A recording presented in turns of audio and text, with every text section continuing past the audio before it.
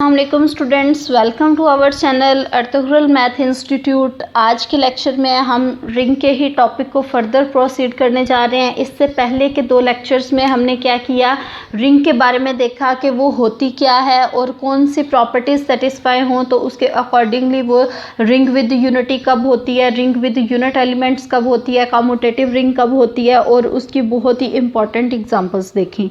आज के लेक्चर में हम रिंग से ही रिलेटेड कुछ फर्दर इंपॉर्टेंट टर्म्स करने जा रहे हैं।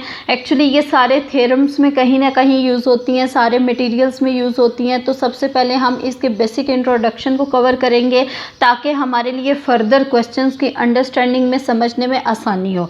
तो अगर आप चैनल पे न्यू हैं तो हमारे चैनल को सब्सक्राइब कर दें and thank you so much for your support from all over the world. तो चलिए हम अपने लेक्चर का स्टार्ट करते हैं। ज़ीरो डिवाइज़र क्या होता है? सबसे पहले अगर आर क्या है, रिंग है, let R be a ring. Zero divisor आपने देखना है, इसके कॉन्सेप्ट को समझा करें। ये जो नेम होते हैं ये डायरेक्टली इसकी डेफिनेशन के ही अकॉर्डिंगली होते हैं। मोस्टली जो हम नेम यूज़ हो रहे होते हैं वो अकॉर्डिंग टू डेफिनेशन ही होते हैं। Let R be a ring. Ring क्या होती है? अभी हमने प्रीवियस लेक्चर में बहुत ही डिटेल में डिस्कस किया था कि अंडर एडिशन जो है वो अबिलियन ग्रुप हो, अंडर मल्टीप्लिकेशन क्या हो, सेमी ग्रुप हो, तो उस नॉन एम्प्टी सेट को हम रिंग कहते हैं। N element, non zero element हमने रिंग का लेना है, is called a zero divisor. उसको हम क्या कहेंगे? ज़ीरो डिवाइज़र कहेंगे। इसको ज़ीरो डिवाइज़र कहेंगे। कब कहेंगे? If there exists an element non zero element b. अगर एक तो ये वाला एलिमेंट एग्जिस्ट कर रहा है और एक और एलिमेंट हमारे पास एग्जिस्ट कर रहा है सच दैट, रिंग के हमने कोई से दो नॉन ज़ीरो एलिमेंट्स उठा लिए, ठीक है, तो हमने उसके बाद उन दोनों का अगर हम डॉट प्रोडक्ट लें, उनको मल्टीप्लाई करें तो वो ज़ीरो के इक्वल आ जाए। एलिमेंट्स किस टाइप के उठाएं? नॉन ज़ीरो, लेकिन उनकी मल्टीप्लिकेशन क्या आ गई? ज़ीरो आ गई। तो इस तरह की सिचुएशन को हम कहते हैं कि ए जो है वो ज़ीरो डिवाइज़र है, किसका? बी का। फॉर एग्ज़ाम्पल अगर हम अपनी आम रूटीन में देखें, फॉर सपोज अगर हम यहाँ पे ए की जगह पे 2 ले लें, बी की जगह पे 3 ले लें, 2 इंटू 3 करें तो आंसर आता है 6। दोनों नॉन ज़ीरो होंगे तो वो कभी भी ज़ीरो आंसर नहीं आता। अगर हम ए को ज़ीरो ले लें, बी को कुछ भी ले लें तो आंसर क्या आएगा? ज़ीरो ही आएगा। अगर हम बी को ज़ीरो ले लें, ए को कुछ भी ले लें, 1000 ले, तो तब भी आंसर ज़ीरो ही आएगा। तो ये आंसर ज़ीरो किस केस में आ रहा है? या तो ए ज़ीरो हो या फिर बी ज़ीरो हो। लेकिन ज़ीरो डिवाइज़र की जो डेफिनेशन है वो ये कहती है ना ए ज़ीरो हो ना बी ज़ीरो हो, फिर भी अगर हम दोनों को मल्टीप्लाई करें तो आंसर क्या आ जाए? ज़ीरो आ जाए। तो इस सिचुएशन में जो ए जो है वो ज़ीरो डिवाइज़र बन जाता है। तो इसको हम फर्दर एग्जांपल्स से भी एक्सप्लेन करते हैं ताकि आपका कॉन्सेप्ट जो है वो मज़ीद स्ट्रॉन्ग हो जाए।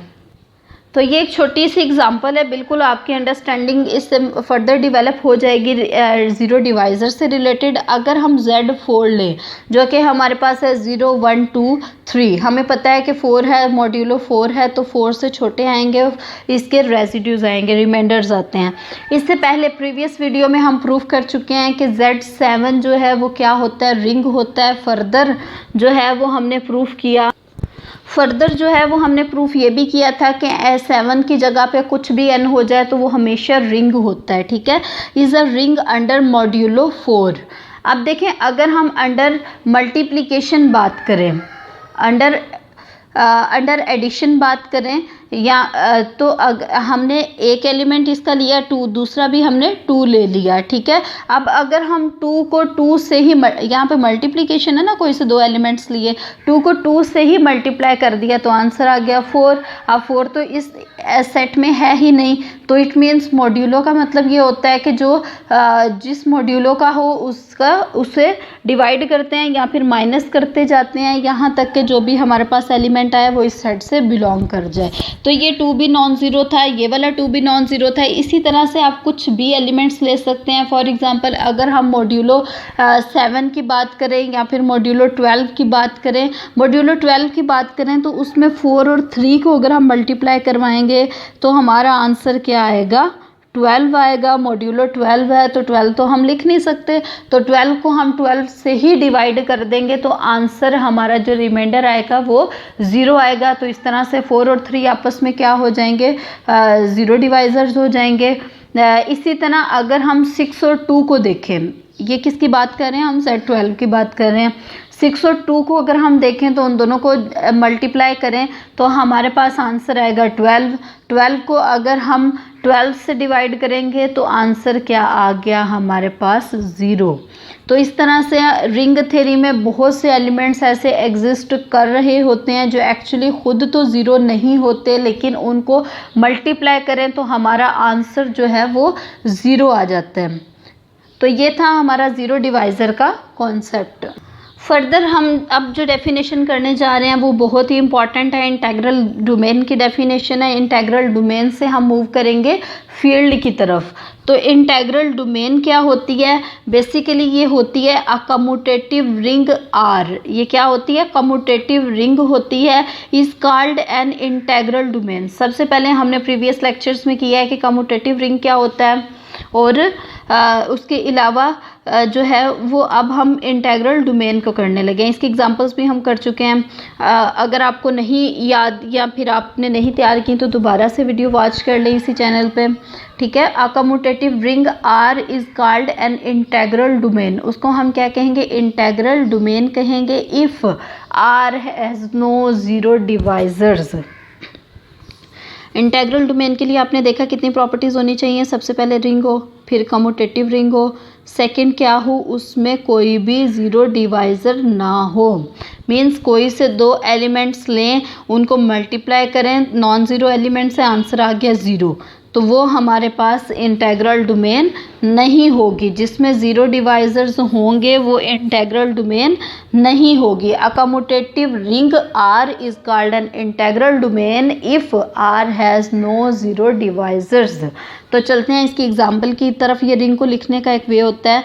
सेट ऑफ इंटीजर्स की एक एग्जांपल है। Set of integers under 2 operations addition and multiplication, the ring of integers is an example of integral domain। अब आप इस पे ये सारी प्रॉपर्टीज़ जो है वो वेरीफाई कर सकते हैं, इसको चेक कर सकते हैं, ठीक है। तो ये हमारा इंटेग्रल डोमेन का कॉन्सेप्ट था। इसको प्रूफ करना बहुत इजी है। इसी तरह की बहुत सी और भी एग्जांपल्स आपको मिल जाएंगे। अब नेक्स्ट हम देखते हैं डिवीजन रिंग क्या होती है, या फिर इसको क्या कहते हैं, skew field. Division ring or skew field क्या होती है, a ring R in which the non zero elements. ऐसी रिंग आर जिसमें जो नॉन ज़ीरो एलिमेंट्स हैं form a group under multiplication. Ring की डेफिनेशन हमने की कि रिंग क्या होती है कि वो अंडर मल्टीप्लिकेशन सेमी ग्रुप होती है, अंडर एडिशन क्या होती है, अबिलियन ग्रुप होती है।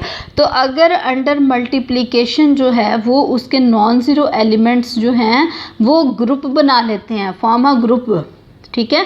अगर अंडर मल्टीप्लिकेशन बी ग्रुप बना लेते हैं। अब आपने इसमें कंफ्यूज नहीं होना कि ये तो एज इट इज़ फील्ड की डेफिनेशन बन गई, ये फील्ड की डेफिनेशन नहीं बनी। फील्ड की जो एक्चुअल डेफिनेशन है उसमें डिस्ट्रीब्यूटिव लॉज भी होल्ड करते हैं और भी कुछ प्रॉपर्टीज़ होल्ड करती हैं, ठीक है। तो आपने इसमें कंफ्यूज नहीं होना, ठीक है। A ring R in which the non zero elements form a group under multiplication. अगर अंडर मल्टीप्लिकेशन उसके नॉन ज़ीरो एलिमेंट्स भी क्या फॉर्म करें, ग्रुप बना लें, is called a division ring. उसको क्या कहेंगे, डिवीजन रिंग कहेंगे, या फिर इसको स्क्यू फील्ड कहेंगे, ठीक है। ये इसका सेकेंड नेम है, इसको स्क्यू फील्ड भी कहते हैं। अगर नॉन ज़ीरो एलिमेंट्स जो हैं वो अंडर मल्टीप्लिकेशन ग्रुप बना लें तो वो जो रिंग आर होगी वो डिवीजन रिंग कहलाएगी। In other words a ring R with unity is a division ring. इसको क्या कहेंगे, यहाँ पे रिंग आएगा, डिवीजन रिंग, ठीक है।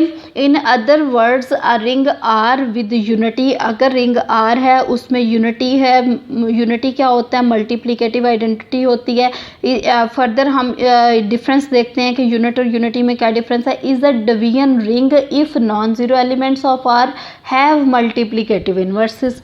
अब देखें एक ही बात है, चाहे हम इस तरह से एक्सप्लेन कर दें या हम कह दें कि अंडर मल्टीप्लिकेशन वो उसके नॉन ज़ीरो एलिमेंट्स ग्रुप बनाएं, या फिर ये कह दें कि सबसे पहले क्या है, रिंग आर है उसमें पहले तो सेमी ग्रुप तो वो ऑलरेडी होता है अंडर मल्टीप्लिकेशन। अगर हम कह दें कि उसमें यूनिटी भी है तो उसके साथ साथ अगर हर नॉन ज़ीरो एलिमेंट का इन्वर्स भी एग्जिस्ट कर जाता है तो वो वाली जो रिंग है वो क्या कहलाएगी, डिवीजन रिंग। अब फील्ड की डेफिनेशन क्या है? फील्ड की डेफिनेशन इससे पहले हमने की हुई है कि अंडर एडिशन अबिलियन ग्रुप हो, अंडर मल्टीप्लिकेशन ग्रुप हो और उस पर डिस्ट्रीब्यूटिव लॉज सेटिस्फाई करें, डिस्ट्रीब्यूटिव प्रॉपर्टीज़ होल्ड करें, तो हम कह देते हैं कि वो फील्ड है। अब रिंग थ्योरी की लैंग्वेज में हम फील्ड को किस तरह से डिफाइन करेंगे? A field is a commutative division ring. अगर हमारे पास रिंग है वो कम्यूटेटिव हो जाए, कम्यूटेटिव अंडर मल्टीप्लिकेशन, और डिवीजन रिंग हो जाए। डिवीजन रिंग क्या था कि उसके non zero elements under multiplication जो है उनके इन्वर्सेस एग्जिस्ट करते हैं, तो उसको क्या कहेंगे? फील्ड कहेंगे। A field is a commutative division ring. For example, अगर एग्जांपल के तौर पे देखें तो हमने वेक्टर स्पेसेस की एग्जांपल की, जब भी हम लेते थे तो हम कहते थे कि फील्ड जो है वो हमारे पास सेट ऑफ रियल नंबर्स या फिर सेट ऑफ कॉम्प्लेक्स नंबर्स है, तो इस तरह से, ठीक है। तो आपको पता होना चाहिए कि set of complex numbers, rational numbers, real numbers, ये सारे के सारे क्या बनाते हैं? फील्ड बनाते हैं। And the integers modulo 7, modulo 7 की अगर हम बात करें तो ये भी फील्ड बनाता है। अब आपने ये चेक करना है कि क्या अंडर मॉड्यूलो 6 ये फील्ड बनाएगा, क्या अंडर मॉड्यूलो 5 ये फील्ड बनाएगा, ठीक है। आपने अपनी नॉलेज के लिए, अपनी जो है वो लर्निंग के लिए आपने ये चेक करना है। इसके अलावा भी आप बहुत सी एग्जांपल्स देख सकते हैं। आप देखें, हमारे पास कोई भी सेट आ जाए, उसको अगर हमें फील्ड प्रूफ करना है तो क्या हम कर नहीं सकते?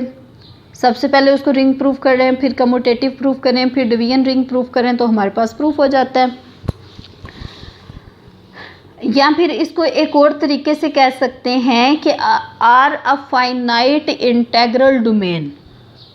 ये तो था कम्यूटेटिव डिवीजन रिंग की फॉर्म में कि फील्ड क्या होती है? कम्यूटेटिव डिवीजन रिंग होती है। अगर हम इंटेग्रल डोमेन को देखें तो फाइनाइट इंटेग्रल डोमेन जो है वो फील्ड होती है। तो ये आपने पॉइंट्स अच्छे तरीके से इनको लर्न कर लेना है, इनको याद कर लेना है। अब नेक्स्ट हम रिमार्क की तरफ मूव करते हैं।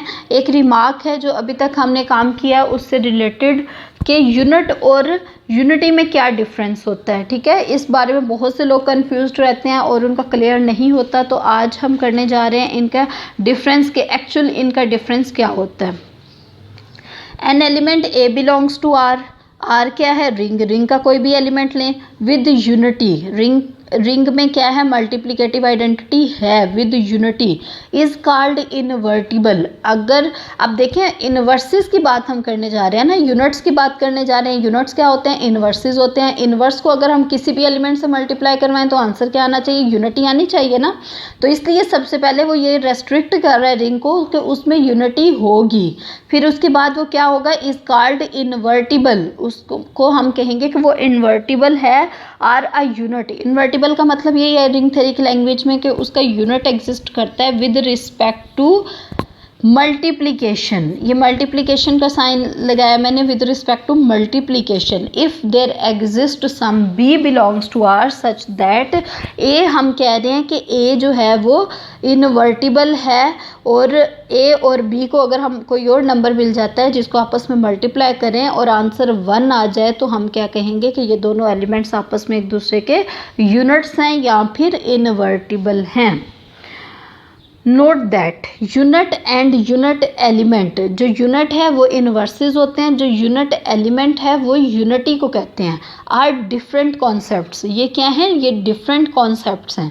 तो आपने कभी भी कंफ्यूज नहीं होना। समटाइम यूनिट लिखा हुआ आता है, ये यूनिट एलिमेंट लिखा हुआ आता है, आपने उसको सेम नहीं समझना। यूनिट एलिमेंट यूनिटी को कहते हैं and should not be confused with each other. तो ये था हमारा आज का लेक्चर जिसमें हमने बहुत से पॉइंट्स क्लियर किए। अगर आपको लेक्चर की समझ आई है, लेक्चर अच्छा लगा है, तो वीडियो को लाइक करें और चैनल को सब्सक्राइब कर लें, ताकि जैसे ही चैनल पे वीडियो अपलोड हो फौरी तौर पे आपको नोटिफिकेशन, बेल आइकॉन पे क्लिक करेंगे तो फौरी तौर पे आपको नोटिफिकेशन आ जाएगा। आपको सर्च करने की ज़रूरत नहीं पड़ेगी, आप उस नोटिफिकेशन के थ्रू ही वीडियो देख सकते हैं। Thank you so much.